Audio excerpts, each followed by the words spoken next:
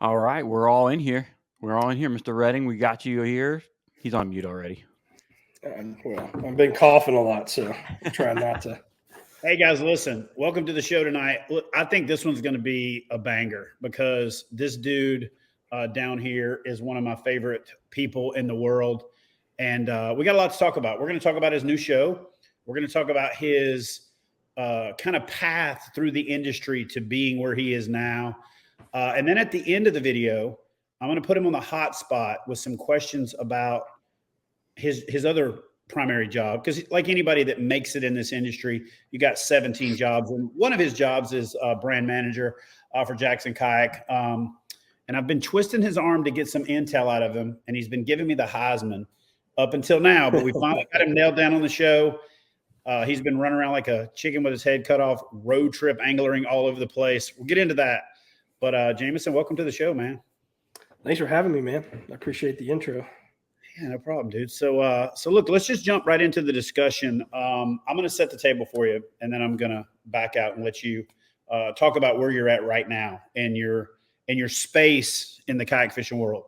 So for a lot of people that don't know this, but Jameson's a big reason that you know who other anglers are. For example, most of us probably wouldn't know who Drew Gregory is, at least at the level that we do now, if it wasn't for Jameson.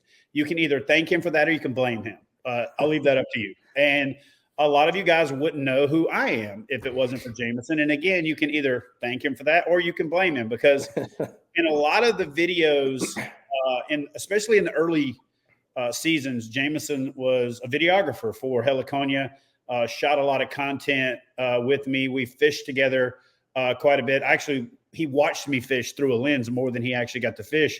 But it was always refreshing when I got to fish with Jameson, because I was fishing with an angler who knew what I was doing. Whereas in a lot of cases, when you're filming a TV show about fishing, the videographers are oblivious. They'll paddle right through your spot. They'll bang their boat. They'll do all of these things that Jameson never did. The problem with Jameson is he's an angler. So he was always thinking as much about fishing as he was about filming. And I repeatedly, and you can confirm this for me, I repeatedly said to you, dude, you got to get out from behind the camera and get in front of the camera. You got too much of a personality to just be a videographer. Not that there's anything wrong with a videographer. I got one right over here right now, but I'm just saying, I just knew he had too big a personality to be behind the camera forever. But I do think his time behind the camera better prepared him to be in front of the camera, because I started behind the camera as well, early on, not video, but still photography. But I can tell you this, if there's ever any shaky footage in my show, it's because it was Jameson shooting it. Now, before you think that's an indictment, let me tell you what I mean by that. Every time we ever did a video together, we were laughing our butts off the whole freaking time. And 95% of the time, he was doing the best he could, but he was over there laughing from something that we just said off camera. And then by the time we caught a fish, the camera was shaking because he's still in the middle of laughing. One of those videos was the video when Christy hooked a gator. And that was pretty ridiculous. Everything he could to video it. But I mean, that camera's just bouncing up and down because we were all laughing and having a good time. And it was pretty much the case anytime we hooked up. We were a bunch of clowns goofing off, having a good time. And so hopefully you're doing that now that you're filming your show. But let's talk about your career. Okay. You started off videoing for Drew. Would you say that would be the first? Yeah, I think, and I mean, I appreciate you saying that. I feel like both you and Drew would have found a path to be as known or as well known as you are without me. But if I had any help at all, whether it's good or bad, so either I'm sorry or you're welcome. But yeah, I think starting off for me, it was just getting into kayaks, looking for a boat or a vessel that could get me to water that I wanted to fish, which was in my local rivers here, and then realizing that you could literally just take a kayak and go anywhere, and kind of beating myself up for spending half my life not having one, and realizing that I had lived in Florida for a while. I grew up here in North Carolina in the mountains, and all that time I could have utilized a kayak to reach the places that I was trying to reach and fish. And so then it just became like this, I was an addict, right? I ate up everything that had to do with kayak fishing. And I think you were probably getting some videos out there at that time. I know Jim had the Game On series, which wasn't a TV show yet, but there were some DVDs floating around. Jeff Little had DVDs out there. They were just random stuff, and I was just taking it and getting everything I could. And that kind of led me, I think, to wanting to capture some of the stuff that we were doing. And this is before GoPro, so I had a Kodak PlaySport with some PVC pipe all fitted up, and tried to make videos. And I think I used every transition that iMovie had to offer, the page turn, the water droplet, just trying to play with editing and honestly having no clue what I was doing. And I think that's ultimately that, and fishing some tournaments and IFA redfish tournaments led me to getting on the Jackson team, which led me to eventually meeting Drew and Brooks actually in Florida, and just kind of saying like, look, I want to take this to another level. I want to do this more full time. What is needed? And, as you know, and most people that work in this industry, is content. Content is always needed, and quality content can be hard to come by. So I think I went out and bought my first DSLR ever and got on YouTube and tried to learn how to turn a thing on and just grew that because it was a need, and it gave me a path to making some money. My wife would argue that kayak fishing has probably set us back 10 to 12 years as far as money making goes, but it gave me a path to try to start to grow and make some money and get to meet a lot of people and get to go on adventures with yourself and Drew and others. And and then it just led to where we're at now, and I still get behind the camera and I actually enjoy it. It's become kind of a secondary passion, is being able to capture moments. And I think back on it, and how many of those moments, like when you and her were at that alligator, that you have now to look back on because it's captured, or it's either on photo or video. And so that's just really cool. It's something that I can share with my kids one day. I'm sure they'll be bored out of their mind watching it, as I'm an old man just trying to show them whatever video we did back in the day. But it's just really cool to have those things captured. Speaking of old man, are you starting to get a little streak right there, or is that like a powdered donut? Well, there's two, but this one is definitely more prevalent, especially on camera. But there's this one right there. It's getting in there as well. So I want to back up a little bit, because I actually want to share with the folks a little bit more about your path, because I think it's important when people try to get into this industry and they see guys like me who, admittedly have a dream job. They see guys like you now that have a dream job, but I don't think very many people understand what it takes to get there. Okay. So I'm going to tell the story of Jameson the way that I know it. Okay. And then I'm going to let you correct me either along the way or at the end. All right. Jameson Redding's always been a really smart, intelligent, and funny dude, and probably could have made a lot of money doing other things early on, but knew what he wanted to do, which was to be involved in this industry. And I can tell you that Jackson Kayak, through pretty much probably more than any other kayak company that I'm aware of, has had some real trials and tribulations. And, that every kayak company has had some, but Jackson, has had some serious up and downs, but that's because they lived on that razor thin edge of trying to redefine the industry when a lot of people were playing it safe. And so when you live by the sword, you die by the sword. But I can remember you making little to no money for at least 5 years. I can remember you being on shoots and talking about what you couldn't afford. And I'm not talking about extravagant things. I'm talking about basic life things. But you just had this tunnel vision that you're like, I'm going to go through this, right, to be able to do what I want to do. And I don't think a lot of people understand, and I've said this at seminars, and I've said this at some guest speaking appearances and things like that. But I tell people all the time, you'll never have the ability to have everything you want if you don't risk everything you have. And I think that you're one of those people that legitimately put it all on the line and said, this is what I want to do. You rode the ups and you rode the downs, and you basically weathered the storm. And I've watched a number of other people who've tried it that have kind of fallen by the wayside.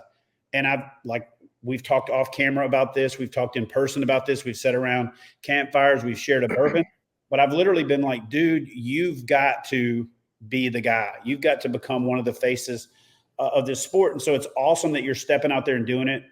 So much so that when the project came across the desk at Heliconia, I was like, I'm in. I am actually a sponsor of your show because that's how much I believe in what you do. But do me a favor and kind of talk a little bit about that process, because very few people talk about it, and we don't like to talk about it about ourselves.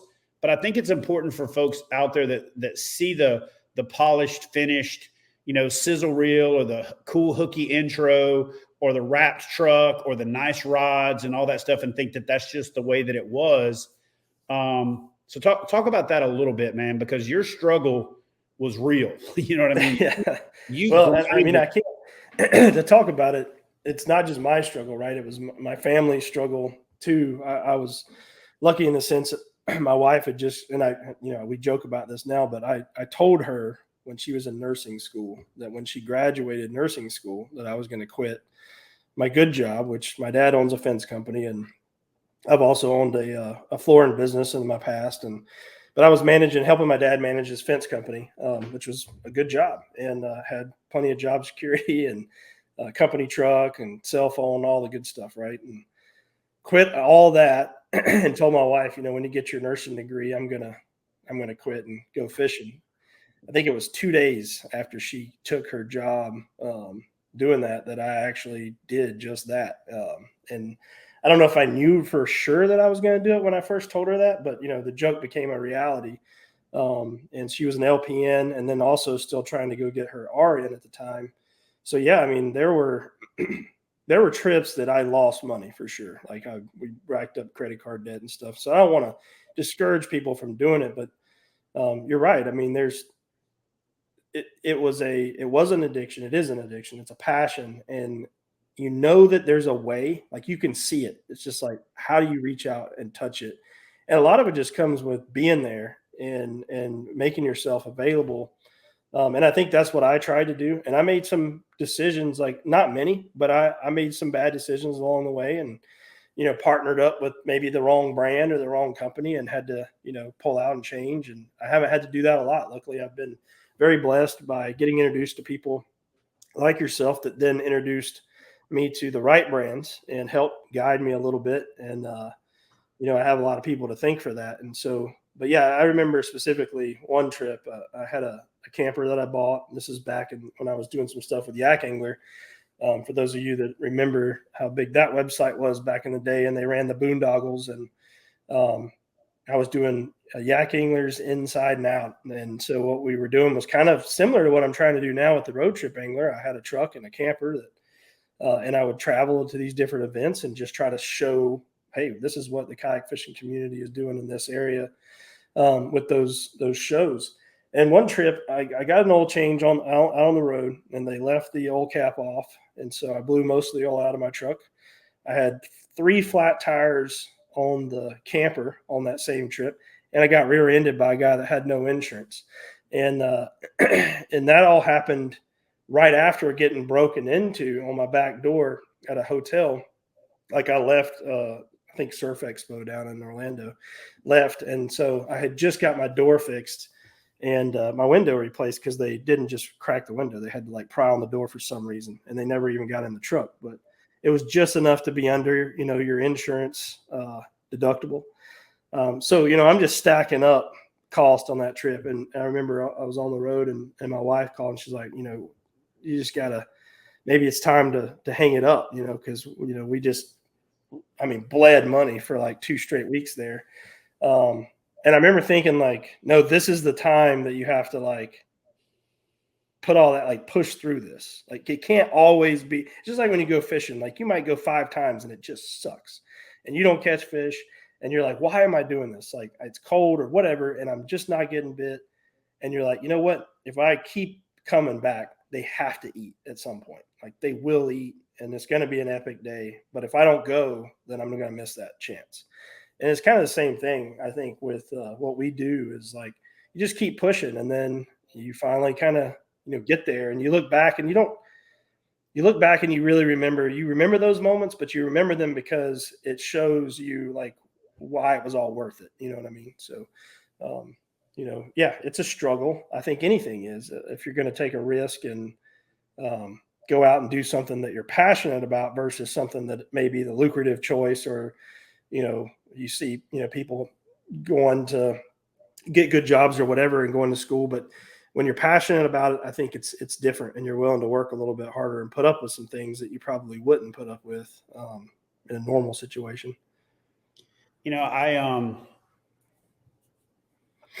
wanted to bring this up, not for each of us to toot our own horns or each other's horns, but really because the main reason we create content is to motivate people, right? That's why I do it. And I know that's why you do it, because I've heard you talk about it. And to give that gift of, like you said, that something that somebody can go back to. One of my favorite things is to get a message that says, hey, your content helped me catch my personal best, or hey, your content helped me keep me from making the same mistake you made, or hey, you motivated me to get into kayak fishing, and it changed my life. Or, there's a number of different things where we benefit from, by being selfless. And it is selfish to a certain extent. There's a certain amount of selfishness in every form of selflessness, in my opinion. There's certain things you get out of it. And whether you know it overtly or just innately, that there's a reward coming at the end. And I remember listening to a speech by Emmitt Smith where he was talking about running the football. And he said the reason that he always got so many yards is he always thought downfield. Doesn't matter if he got sacked behind the line of scrimmage. It didn't matter if he got, had to go around the back field and lose yards to gain yards. But he, in his mind, was going downfield. And I think that people who decide they want to do something look downfield. All that other stuff becomes, yes, it's there.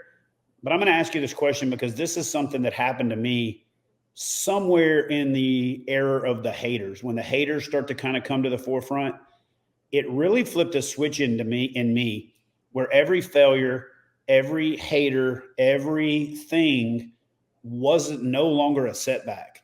It was me leaning more into it, gripping the ball a little bit tighter, pumping my knees a little bit higher, whatever it takes. Not that I'm a running back, and I know a lot of y'all just visualize me pumping my knees, but it's a metaphor. But did you get to that point where the more stuff that happened, like you said, I remember that trip. I remember talking to you on the phone right after the whole thing, because we were involved with the boondoggle thing. In fact, the reason I'm in Ocean City is I'm trying to set up KBF rallies, which are going to be reminiscent of the old boondoggles. Yeah. And I just remember that day, and we were talking about this at Dean Loki's shop, OC Kayak, over here in Ocean City, just missing those days of camaraderie. Mm-hmm. I remember we did a boondoggle, and somebody in the group killed a hog. Do you remember that down in Florida? Yeah, I think they hit it with a truck. Yeah, So we it literally was hit with the truck. Yeah, it was hit with a truck. And then I think Chris Funk, actually, one of our team members, helped them clean it because they were like, we don't know what to do with this thing. And cooked it right there at the cooked it, yeah. And then, and the other thing that I kind of wanted to use this video to talk about is there's this weird, like brand on brand, almost like tribal type thing that always happens for whatever reason. But it's this weird kind of clique of anglers that take that and run with it, but it doesn't exist in the background. Like you've been with Jackson Kayak, and even before you were with before I did any content with Jackson Kayak or whatever, we were filming together, we're bunking together, we're sharing hotel rooms. I've shared hotel rooms with Morgan Prominence when he was like 19 years old from Hobie, and Vince Consoli before him. And so there's this weird kind of behind the scenes brotherhood and camaraderie that exists. Reps go from company to company. It's like a big family. And that's kind of why I wanted to bring back that boondoggle feel.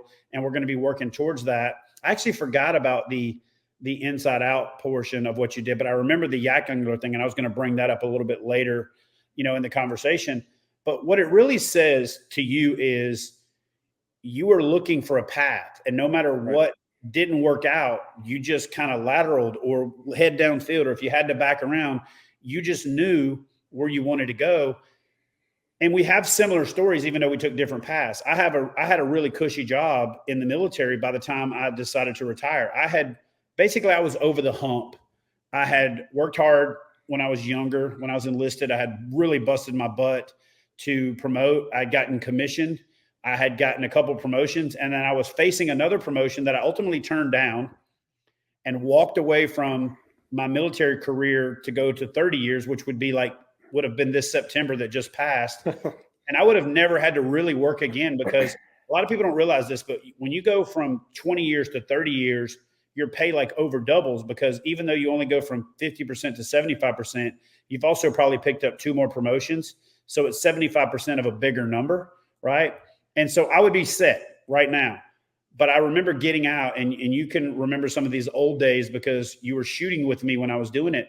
But I started a kayak shop because I needed to supplement my income. And that kayak shop was Hook One.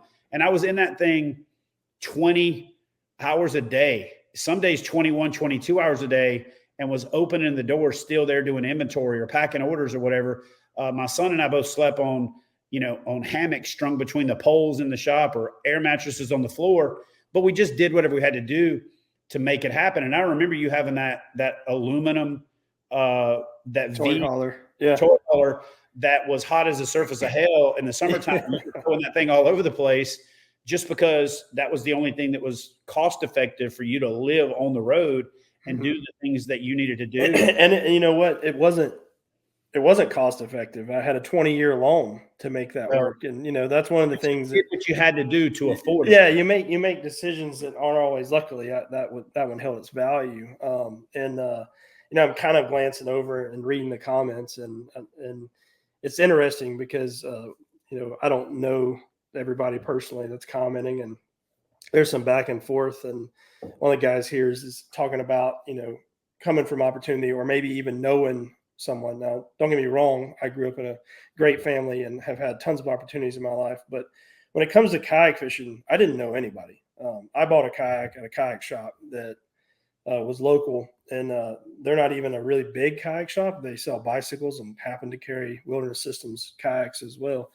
But I didn't know one person in the kayak fishing community. I used to DVR when Jim's show came out and your show came out. I would DVR them, and my buddies would come over that aren't still not in the kayak fishing world. They're in the community in the sense that they fish out of kayaks and they've been to a couple boondoggles, but they would come over and we would watch the shows, because I was the only one that had a DVR at the time. This was when I had the good job, right? So I had satellite and I could DVR them on Mortal Fishing Network. And to be able to, sometimes I have to kind of pinch myself, I guess, a little bit. And because to be able to have a conversation with you as a friend here, and, have stayed on the road with you and travel with you, and the same with Jim for that matter. I remember going to his house and, like I said, being a fan of y'all's stuff. And going, imagine I met him. I think I had met you, but I hadn't been to your house or really hung out with you. But I went to his house filming for Jackson, and I'm sitting there and I'm just thinking, never met the guy in my life, but I had watched his Game On series and I had watched that, and to be sitting there getting ready to go on a trip with him on the Islander offshore to fish for calicos. I'm just like, wow, you can do this. If you set your mind to it. I mean, how many other people you watch on TV, and, now I'm in the industry and I realize it is a small core group of people that tend to stick around, and you're right. The brands, there is a camaraderie there no matter what. When you're working at a brand, we're not against each other for the most part. We're all just trying to raise the whole ship. But to be able to sit there and be at a person's house that you were a fan of, and to be a part of that, and then to be on the show with them or with you and to film it and be a part of that. I think again, it just boils down to you get an opportunity by putting yourself in situations to get opportunity, right? If you want to meet someone that's in the kayak fishing community, then you should go to kayak fishing events. And you shouldn't be afraid to talk to people and network and ask, for help, and just put yourself out there. But it is a level of dedication. Honestly, if I had kids at the time, like you did, whenever you started this path, I don't know if I could have done it. Because we waited until later. I'd been married for 10 years before we had kids. So I was a little more established in this before we started having kids. And I think it would have been a lot harder if I'd had kids and trying to raise them and take care of them. And I don't know if I would have weathered those storms, to get to where I'm at now. Well, luckily for me, I had good kids that did it, that loved it. Or, my son Austin actually works for me full time now. And back in the day, I homeschooled him after retiring from the Navy. I had full custody of him. My ex-wife had full custody of my daughter, and we just saw her, every month and a half, something like that. But it was tough. Like, I'm not going to lie. I was basically filming, and you know how filming goes. Sometimes you're up before daylight, you're filming all day. Then you got to go back to the room and you got to download footage. You got to re-gear up for the next day. You got to charge batteries. And I know this sounds like a lot of woe is me to some folks that are watching this, but when you do that 2, 3, 4, 5, 6, 7 days in a row, it's a grind. And when you've got $7,000 to $15,000 per episode on the line, and you've got to produce, and everybody's looking at you, but then you got a hungry kid, and you got a daughter texting you, and you got an ex-wife. It was tough. Don't get me wrong, but I want to back up because this is about you, bro. I want to talk about 2 pivotal moments that I can remember from my history of Jameson, we'll call it. Okay. The very first time that I ever spoke to you, I don't know if you even remember this, but you called me up. I forgot how you got my number. You're like, hey, man. And you said, hey, I'm a big fan. I'm sneaky like that. Blah, blah, blah. But I got a question for you because I'm really thinking about, switching kayaks. And I don't know if you had any involvement with the commander. So if you did, don't take this the wrong way. But why did they do this, this, this? And you named off like a bunch of things that were wrong with the boat. And I said, well, I appreciate that. Thank you. Yeah, I designed that boat, but I was heavily involved in the design, but you lose battles at these companies because they go out to the retailers, they go out to the reps, they go out to all these other people. It's basically like you feel like you painted a masterpiece and they let other people come finger paint on it, right? And you're just like, you want to pull your hair out. And you're like, man, I'm thinking about going with Jackson instead. I don't know if you remember this. And I said, I think you should. And you're like, what? But I thought you were a Wildy guy. And I'm like, I am. But there's an energy over at Jackson right now where they're making boats for us, for anglers. And I'm in a contract with Wilderness Systems. So I'm going to wave the flag that I'm waving as hard as I possibly can. Plus, I'm going to keep fighting the good fight as hard as I possibly can because I feel like I can get some change affected. I'm this close to getting a couple things done to their boats that I feel like will be game changers. And I know we overuse the phrase game changer in this sport, but one of the things that I am proud of is that I've affected several really big game changers. And those, what I mean by game changer, where it's quantifiable, is that when everybody else does it, you change the game because you did something and then everybody else did it. So it was just so hard back then with a company that was so wreck paddling centric to try to get any angling features past the goalie. They wanted to make a boat that was very wreck friendly, but it could also be a kayak boat because they wanted the dealers to be able to sell it to both people. And we were all fighting this battle to go, no, we've got to make fishing kayaks. They can go paddle a wreck kayak, but it needs to be a fishing kayak, and we got to stop skimping. And we were all up against this $9.99 threshold. I don't know if you remember this, but none of the kayak manufacturers wanted to go past the $9.99 mark. They were like, nobody's going to buy a kayak over $1,000. And that's one of the places where I credit Hobie with really busting the gates open because for sure. I think when we were all fighting over a $9.99 threshold, Hobie said, hold my beer, and came in with like a $2,800 kayak and was the number one selling fishing kayak in the game. And I know you were in closed room meetings with Jackson going, of course we can sell it. Hobie's doing it. I was in closed room meetings with Wilderness Systems and then with, Bonafide. And then you and I have had a parallel path with YakAttack from pretty much its inception. But just talk about that a little bit. The whole you come into that Y in the road where you're paddling this one boat that you kind of like, but you see this other opportunity over there. What was the real attraction about Jackson Kayak that drew you to that brand? Because then you ultimately became you and Brooks became Jackson Media House. You guys are literally, dual-handed, because, I'm not going to take any credit away from Brooks. He was heavily involved in that at the time. But, and I think someday he should have his own show. It'll probably be more like a male modeling show where he's got his hair in slow motion, but he should have a show as well. But talk about that transition and what it was like convincing a company like Jackson, we need media. This is how we're going to become a household name. This is going to how we're going to relate to anglers, because there was a time when this phrase was used over and over and over. And I will say, I'll give credit where credit's due. Hobie has pushed innovation, form, fit, and function, and they've burst through the price barrier. I truly believe, though, Jackson set the table to make everybody else chase media, because Jackson was the first brand that truly embraced the power of user-generated content, the power of in-house content, and actually bringing on full-time staff members like yourself and Brooks and, a few other freelancers here and there. But talk about that point where you were looking at that competitive landscape of all the boats that are out there. What attracted you to Jackson Kayak, and what was the pathway to getting that media house established and started? And talk about that.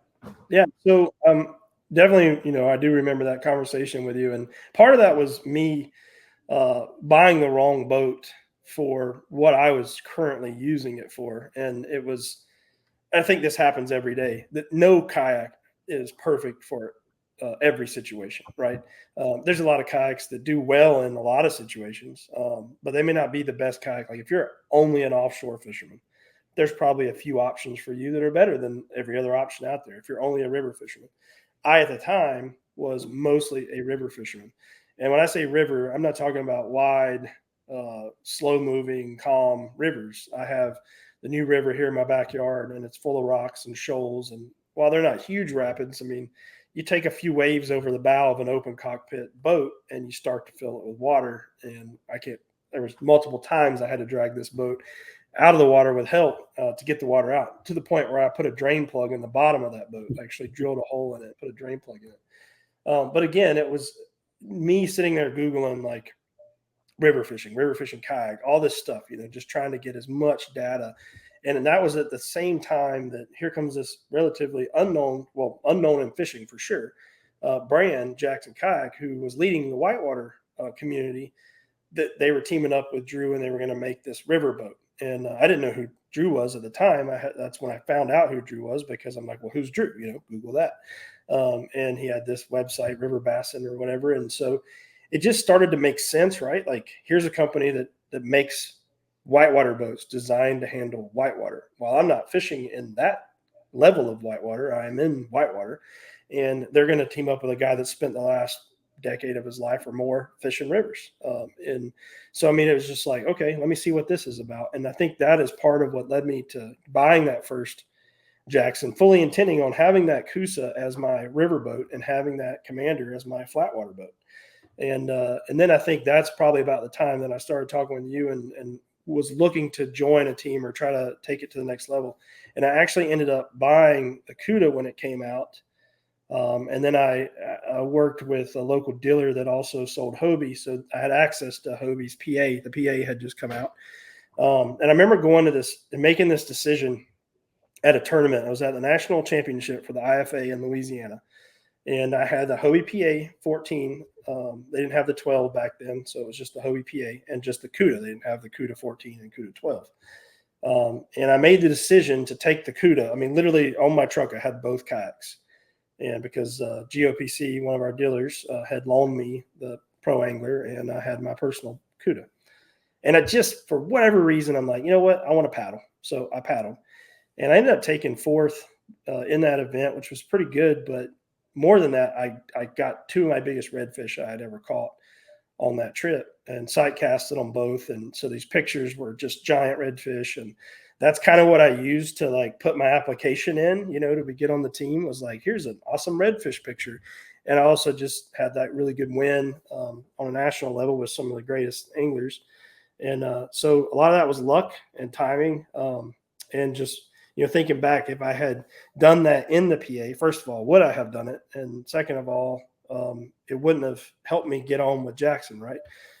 So that's kind of what led me, I guess, to that path. And then I'm loyal sometimes to a fault even, and like I alluded to earlier, I've made some decisions with the wrong brands, but I made a lot of right decisions. And I would say Jackson's one of those right ones. And we've definitely had ups and downs. It's a family-owned business, and it's ran and operated by a bunch of enthusiasts who would rather be on the water paddling most of the time than running a business. So can't say that every decision has been the right one. And I think a lot of it is because of that, because we're so passionate about it. And, but again, that's kind of what led me to Jackson in the first place, for sure. I'll tell you what's funny is we had that conversation, and you actually kind of said, "Hey, I'm thinking about joining a fishing team, or trying to join a fishing team." And back then, everybody wanted to be on a fishing team. That was just kind of how it was. The team thing had just started. People were dividing up into teams, and I was actually running the Wilderness Systems fishing team. And as much as I wanted to snatch you up, I was like, "Dude, you don't want to come over here. Like, they're not listening. They're not listening to us." And I had gotten to a point where I had told the leadership there, like, "Look, I'm not going to recruit the most talented anglers out there for us to create a bigger cadre of frustrated anglers." There was already quite a few frustrated anglers on that pro staff. And a lot of people don't know this, but like, I've actually been friends with EJ for like a long time, because EJ, and just like the rest of the incestuous nature of this sport, EJ used to paddle for Perception. He used to paddle for Confluence Outdoor, who owns Wilderness Systems, Perception, Dagger, Wave Sport, a bunch of other brands. And his dissatisfaction with that kind of conglomerate branding concept led him to go out and launch his own brand. And I just remember how hard and fast Jackson Kayak came on in the whitewater space. I didn't personally do the whitewater thing. I didn't personally involve myself in that, but I did all the trade shows with the brands, and I would see the Jackson train just come in and literally just sweep the floor in that whitewater space. Now, a lot of that had to do with they're literally the first family of whitewater. Pretty much everybody in that family is a world champion. Even they marry in world champions, with Nick, Emily's husband. Yeah. And they're just all fantastic athletes and great water people, right? And I remember EJ called me and goes, "Got a question for you." I said, "What's that?" He goes, "Thinking about attacking this fishing game.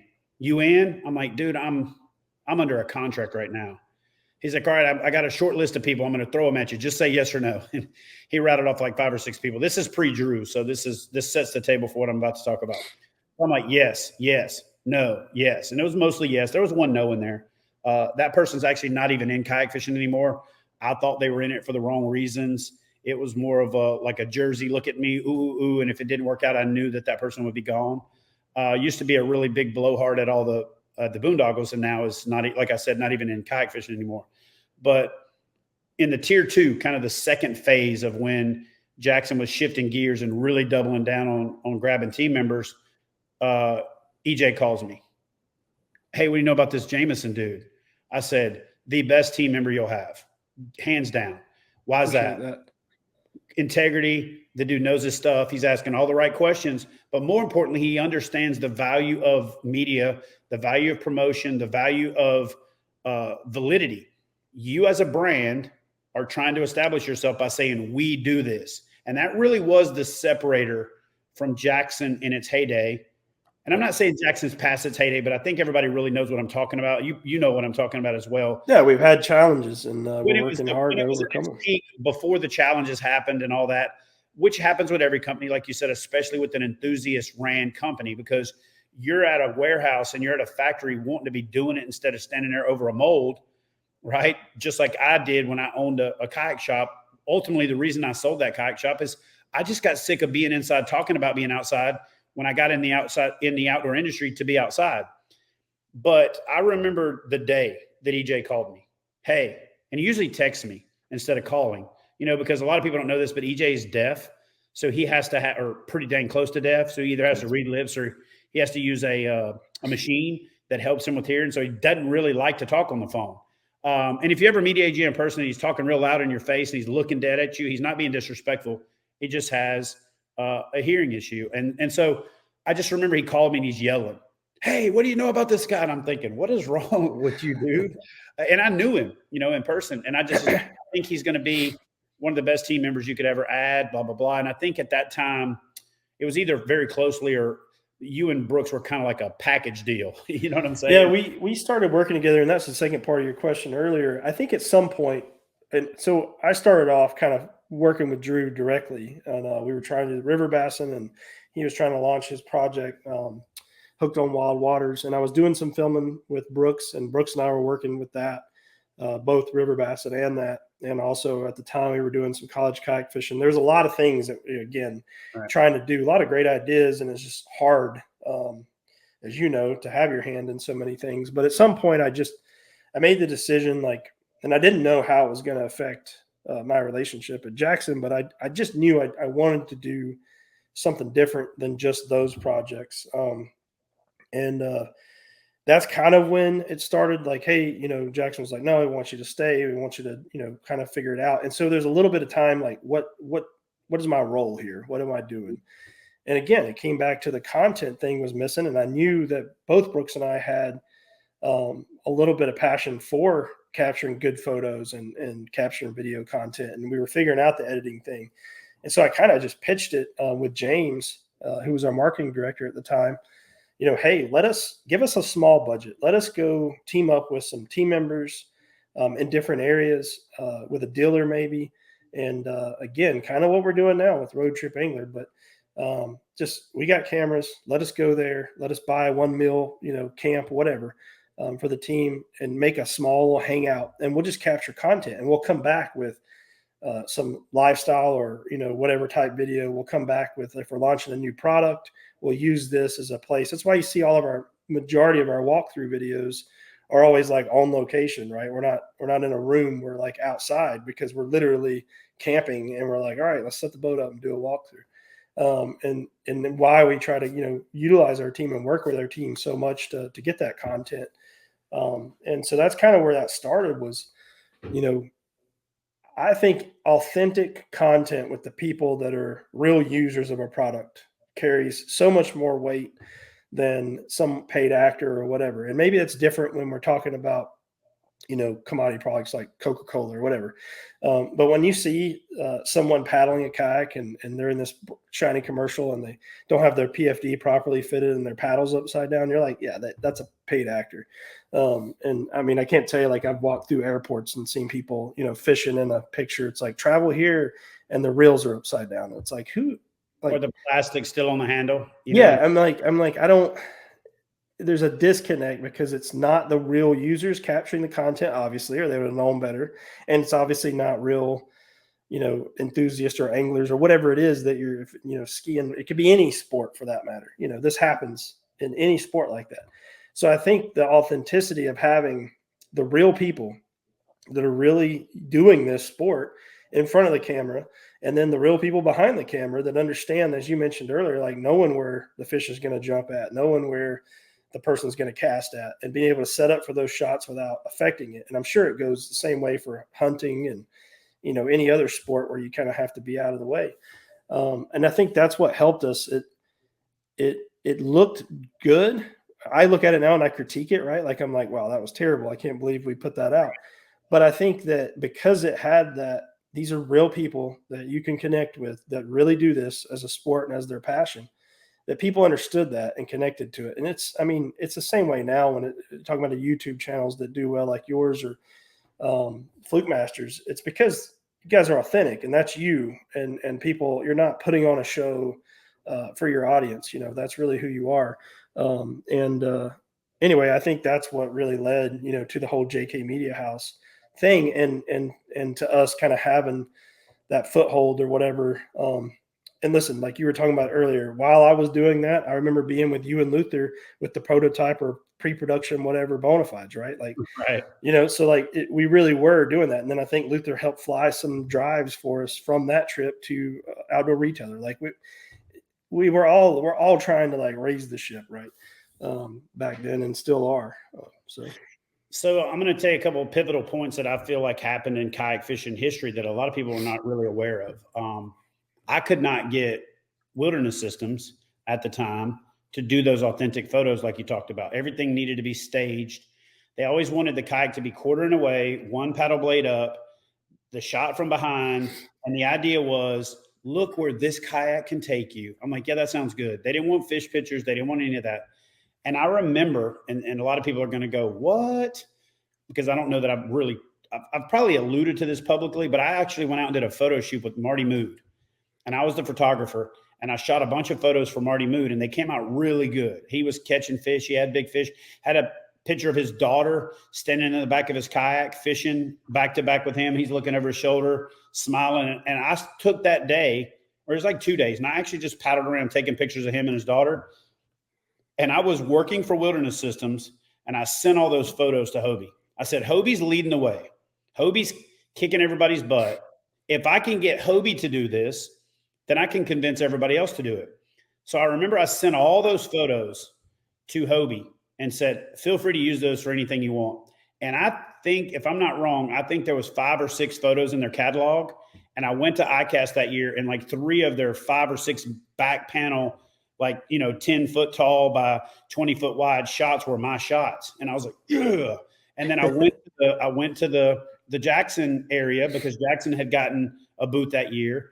And you guys had the shot with the owl flying through the shot. Yeah, Chris Funk got that, with Brooks. And they had invested very heavily in Chris going out and shooting. Chris Funk, if you guys don't know it, is a very talented photographer. And when you take Chris Funk and Jameson and Brooks and you turn them loose on going out and making, authentic content, it resonated. And Hobie was the first one, in my opinion, to truly say, we don't really care if the boat is sanitized down to just our products. Jackson was right there with them, but if memory serves me correctly, Hobie did it like first in some of their catalog, and Jackson was right on their heels. But then what happened is Hobie kind of went the other direction for a little while with the Hank Parker Outback and with, Jackie Smith, the football player, and kind of spent a couple of years in a void where they didn't do that. And then Jackson doubled down on it. And I think just really resonated with anglers because, like you said, the boats were rigged. The boats were fully outfitted. They weren't like sanitized down. I can remember going on shoots where I had to catch a fish, paddle to the bank, take all kinds of stuff off of my kayak because they didn't want it in the shot. And then I have to paddle back out and hold the fish. And Jeff Little and I did a lot of river trips where I was just like, this isn't even close to real.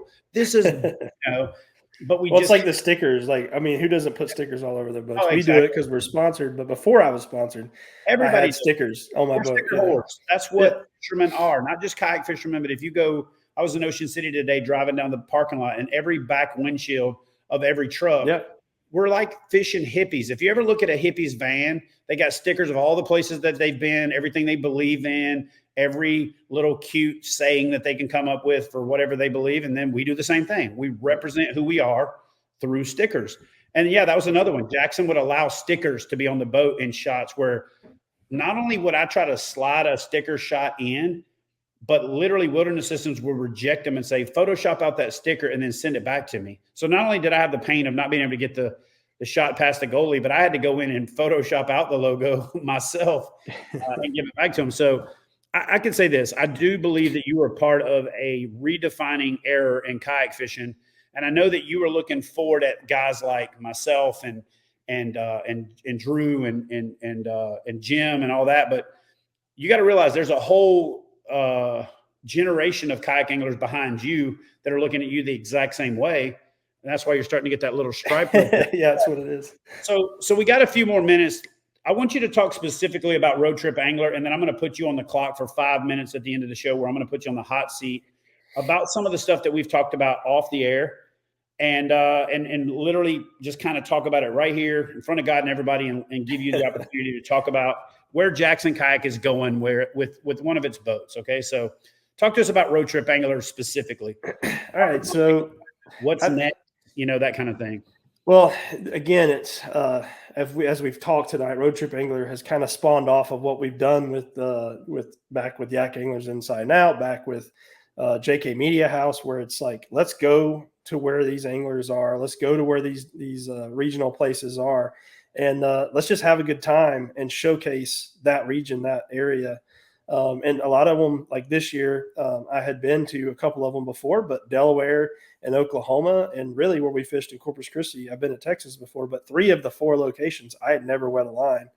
So it was really cool to go there and hang out with people that were locals and fish and experience their kind of waters. I always love going to the restaurants. I always love, fishing, and if we can eat some of the fish that are different or whatever. And so I actually got a tog, I'm pretty sure I'm saying that wrong, up in Delaware. I had never even heard, I literally had never heard of that fish and had to Google it when they were like, yeah, we'll go tog fishing. I'm like, well, I don't know what that is, you know? The real name's Tautog, but it's Yeah, I'm not saying that just sounds ridiculous. Yeah. Ridiculous, but yeah, I mean, so it was just that. It's like this has been my lifestyle for the past 10 years. Is been traveling, meeting up with people that I may or may not have met, learning new areas, learning how to catch fish in those areas. And as you know, it's never easy to go to a brand new waterway that you've never been to. So listening to the locals and what the techniques are and things like that, and then just having the ability now to showcase that and share it with others has always been something that I've been passionate about. I have to admit, it's kind of weird to be the one in front of the camera, as you said, and have the guy and literally be like wanting to share ideas about the production and him go, that's my job. Like, you do your job, I'll do my job. I'm like, well, I think if you shot it this way, like, and I'm sure you do that too. Oh, yeah. And sometimes I'm sure it helps and they appreciate it. And other times, you know, but it's fun to come back and kind of geek out over what shot we might have got that day. But yeah, it's been a great opportunity. And a lot of my partners that I've had for a long time, like Jackson, for example, and Branches and YakAttack, and I could go, the list goes on, but stepped up in a big way right out of the gate to support this project. And I think I was almost overwhelmed with that, right? Like, I knew we had relationships, but when it came time to ask, like, hey, we want to do this project, it costs money. They all were like, yeah, we're in. And so that was just a big, blessing and just, humbling moment really for me to just be like, thanks, and to now see where it's at and the direction for, you asked, going into the future. We just did 4 episodes this year. The whole plan now is to kind of launch a YouTube channel, which we just did with the content we got that's on TV right now. We were able to kind of just put all that directly on to YouTube, which is awesome. But to go the path of a YouTube channel with it, as well as the TV, what you yourself have done, and do a lot more tip content and just relative to the way we do this and travel and go on these adventures, and then, reviews, and then also having showcasing where we go and the people that we get to hang out with. So excited to see where it goes this year. It's a little bit different format. We're going to a lot more places. We're not necessarily doing a whole lot more TV episodes, but we're launching that whole YouTube content, or going down that path as well. So it's definitely going to be interesting. And we're having a lot of great conversations right now with the partners. And so, yeah, I think we're going to start filming in November, going on the first 3 trips. And we're also kind of partnering this along with what we're calling the Jackson Kayak Fun Tour. So as we go, last year, we kind of kept it quiet. We really didn't do a lot at the dealer to announce that we were there because we didn't know, like, we were learning, right? And so this year we're going to announce where we're at. We're going to have live events to come out to, have local people do clinics, or myself, maybe do some burgers, some beers, whatever. But just to try to, again, interact with the community as we travel to these different destinations. So look for that coming soon. We're about to announce the first 3 stops and how you guys can come out and hang out with us. And should be a lot of fun. I'm looking forward to it. Looking forward to seeing old friends and meeting a lot of new friends. Hey, I'm going to do my best to show up to one of them for sure. Just for it'd be awesome. Just to be on the student side for a team. I don't know if you're going to learn much from me, but it's a lot less pressure. So look, guys, I talked about through this video that, and by the way, I think you're going about it right. You actually are learning from the path that we did wrong in my project. We kind of ignored YouTube for about the first 4 or 5 years and just kind of dumped our content on there. And Heliconia, by the way, we have the exact same production company. And so we're both blessed with the best in the game production company that helps us not only with creating the content, but the distribution model. And they really are the reason why kayak fishing is as big as it is, because with Jim, with myself, with you, with lots of other projects, with Ken Whiting himself, have really put this out there at a mainstream level, a lot like we did early on, and losing our butt. They lost their butt in the beginning to get this thing to where it is now. So hats off to Ken Whiting and the crew over at Heliconia. There's too many of them to name, but Ken and the crew at Heliconia are freaking awesome. So Jameson, look, man, we got 4 minutes left. So I'm going to give you a little bit of a, I'd run out of time. give you a little bit of a pass here. We've talked about this off the air, and I'm going to say this, and a lot of people are going to be like, oh my God, I can't believe you said that. But we've talked about this off the air. So go ahead and tell everybody that I'm not just blindsiding you right now. We've talked about this off the air. Shake your head. This is expected. What level it's expected at, I don't know yet, but it's expected. So look, I think that the Jackson NAR, when I heard about it, when I saw the marketing pieces, the early, because I'm kind of like that guy that if anybody in kayak fishing farts, I smell it. You know what I mean? I'm lucky in that way. I know people in pretty much every company. And so I'm very blessed with that. So I knew about the NAR kind of probably before I was supposed to. And I got excited about it. And I contacted you and said, dude, when are you going to bring one over here so I can try it out for the channel? And then you're like, man, I'm trying, I'm running around. And I get it. If anybody gets it, I know what maintaining a schedule for shooting a show and all that stuff is. And then you were like, dude, Richard's going to be on Gunnersville down there for your event. Why don't you hook up with him and see if you could try the boat out? 35-mile-an-hour winds. I got to get out in the boat. I only had it for about 30 minutes, but I got enough seat time in boats that I pretty much can sniff out some things, right, relatively quickly. So we throw the boat back on the trailer, and I go bow to stern with Richard. I'm like, this is a problem. This is a problem. This is a problem. And none of it, and I've told companies that I've worked with this for years. If I'm going to see it in a few minutes, the consumers are going to see it in a few minutes, and it's going to be all over the place. It's better to hit it head on and address it. And that's what I like about what you do. It's what I love about what Jackson does. So there's a couple things right out of the gate that I felt like were big misses with the NAR. So I have called the NAR in my inner circle in a video that I'm working on for the future, what I consider the biggest miss of 2022.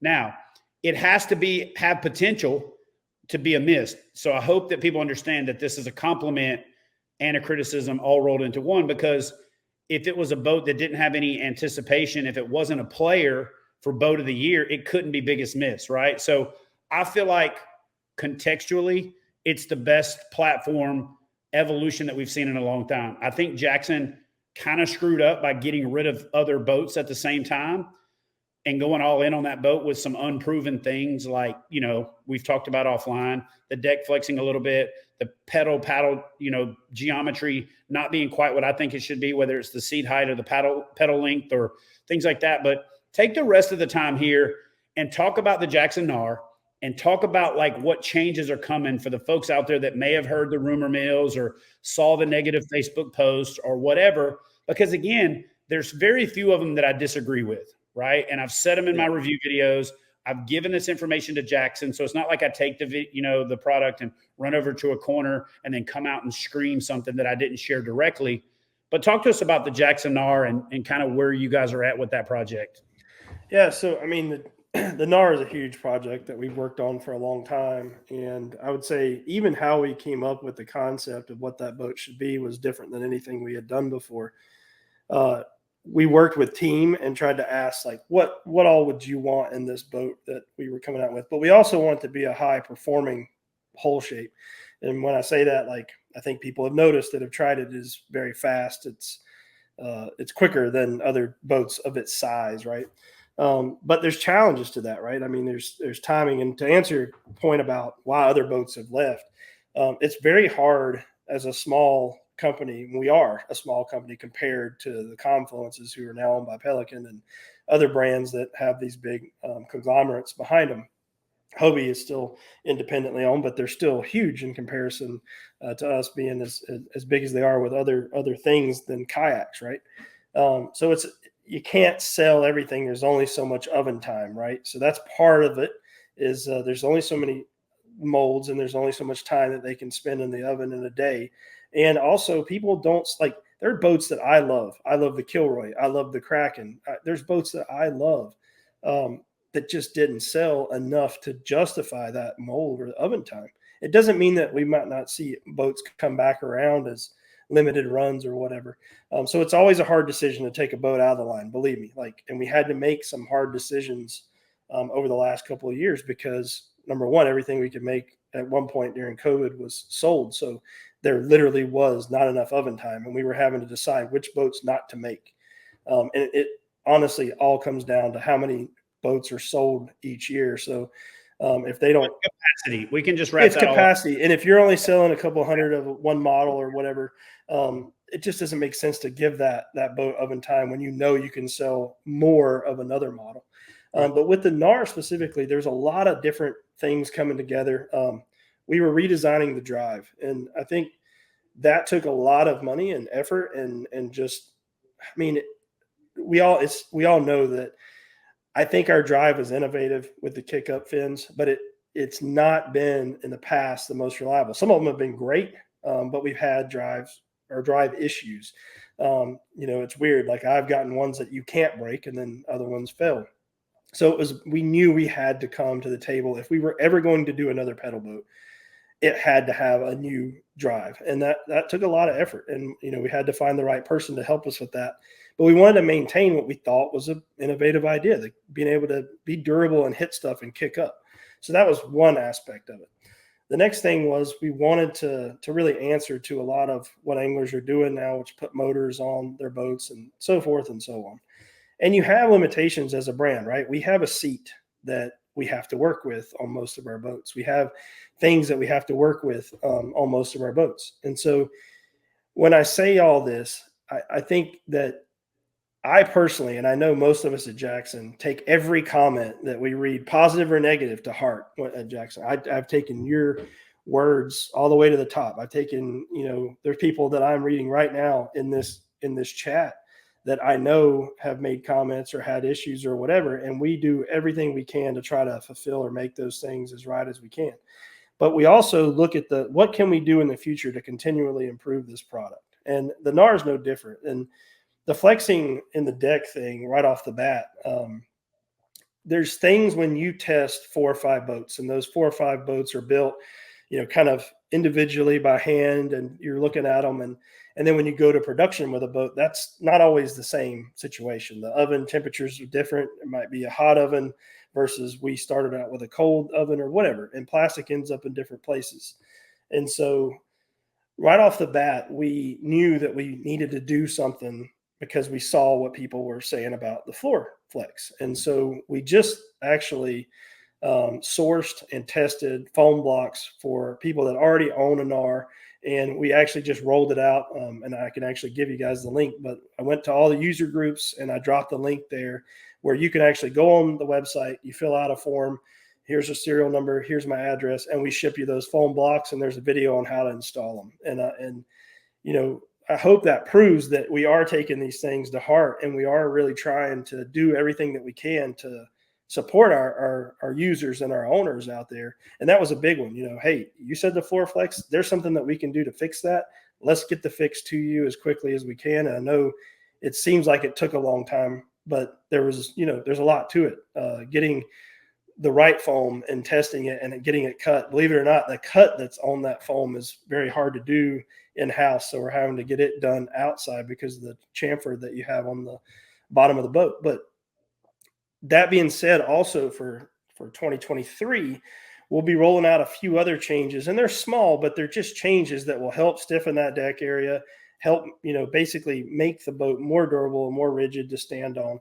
And for future, like as we look at every boat in our line, we are continually looking at how to improve it. And so things like seat and things like, just geometry or how you store things, all those things are being looked at. And they just, it's a lot of moving parts.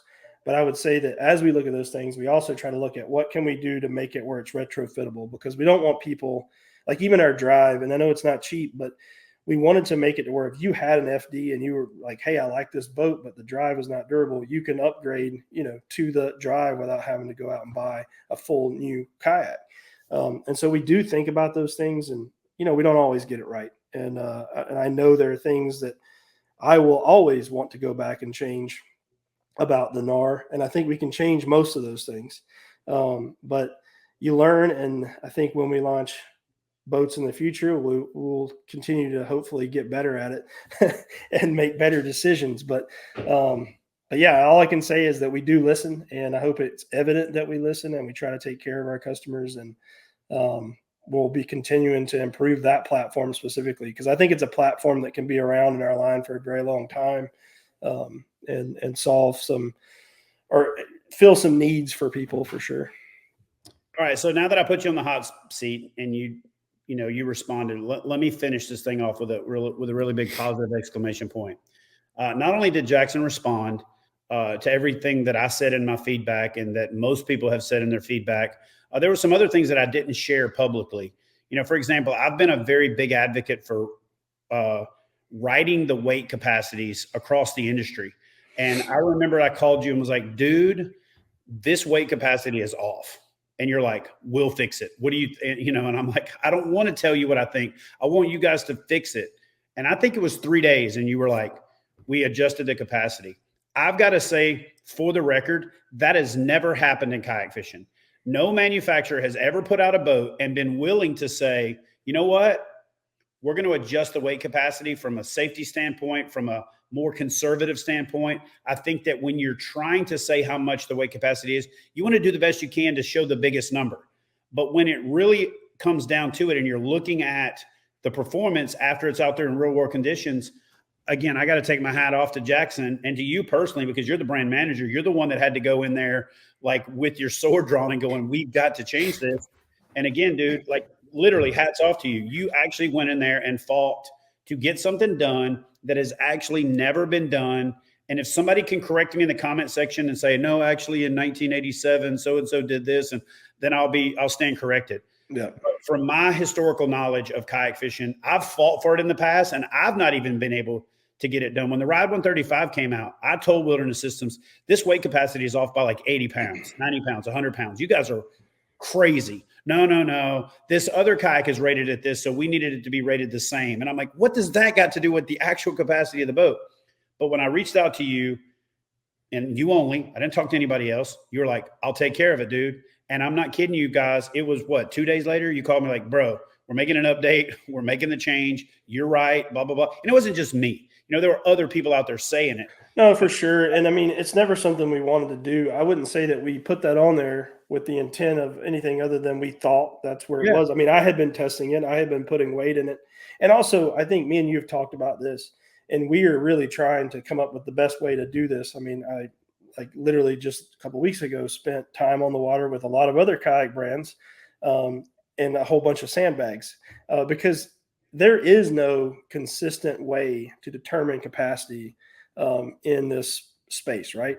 That's a whole other show. It's a whole nother show. But I think the point is that we don't want to put out something that's not a factual thing. Like we want people to be able to know and get it, but also the way you come to like, what is that capacity? Like, is it include the boat weight? Does it not include the boat weight? There's a lot of factors there. And so it's also figuring out what people interpret when they read that capacity so that you aren't mis-selling it that way either. So yeah, I mean, have we made mistakes? Yes. Will we always make mistakes? Yes. Will we do our best to try to make our mistakes right? 100%. And if I believed that we weren't going to do that, I would not work at this company. 100%. I believe because while I'm not Jackson Kayak, I am usually the one out here telling you, hey, check this new thing out, right?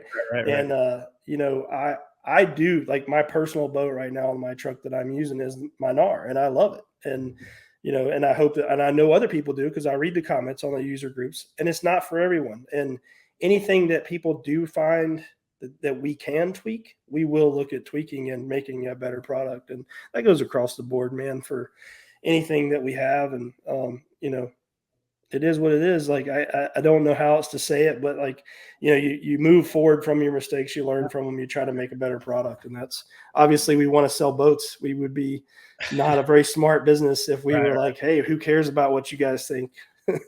So one other thing that Jameson and I both have in common is that we both like to camp and campers and RVs and all that kind of stuff. So when I started that conversation, and we're going to end this with this because we got to get off here, I said, look, we need to standardize this across the industry. And the way that we can do it is we can get a couple of companies to do it, and then the others will follow suit, because this industry is monkey see, monkey do. But there needs to be a max weight. Then there needs to be a usable weight, right? And then there needs to be some determination of, is the boat included? Is the boat not included? But we need to develop a standard. And so I'm going to end with this. Jackson was the first company that I spoke to that said, we're in. Whatever we got to do to help with the standardization process, we're in. Bonafide was right there, right around the exact same time. It's just that I know you as a friend and personally, so I could get to you faster. You know what I'm saying? And so Jackson was the first to commit. So for all of the the knives that are flying out there, for whatever you want to call it, the criticisms, the one thing that Jackson does is they listen and they respond. And that dude right over there is the biggest reason, in my opinion. So thanks for being on the show, brother. We will pick up this debate and a future date, and I'm definitely going to have you involved in it, because I got a YouTube video coming out where we're going to say that they're all lying to us and talk about manufacturers, and we're going to correct that where it makes sense. But at the same time, we also got to talk about boat weight, and we're going to do like a UFC style weigh-in of all the fishing kayaks out there. So you guys stay tuned for that. Well, Jameson, man, take us out of here with telling folks where they can find you, they can find your show, where they can follow along, and then thanks for joining me, man. Well, it's just the Road Trip Angler on YouTube, Jameson Redding Fishing on Facebook, and Jameson Redding on Instagram. All right, guys, and I'll link all that up in the description box when I reload this to YouTube. And Jameson, man, I'll see you out on the water, and thanks again for joining us, and I appreciate all your candor. And I like it when people get to see the backstory, man, because you definitely deserve I appreciate that's very bright in this sport, man. Love you, bro. Love you too, man. Appreciate you having me. All right, thanks, guys. Y'all have a good night.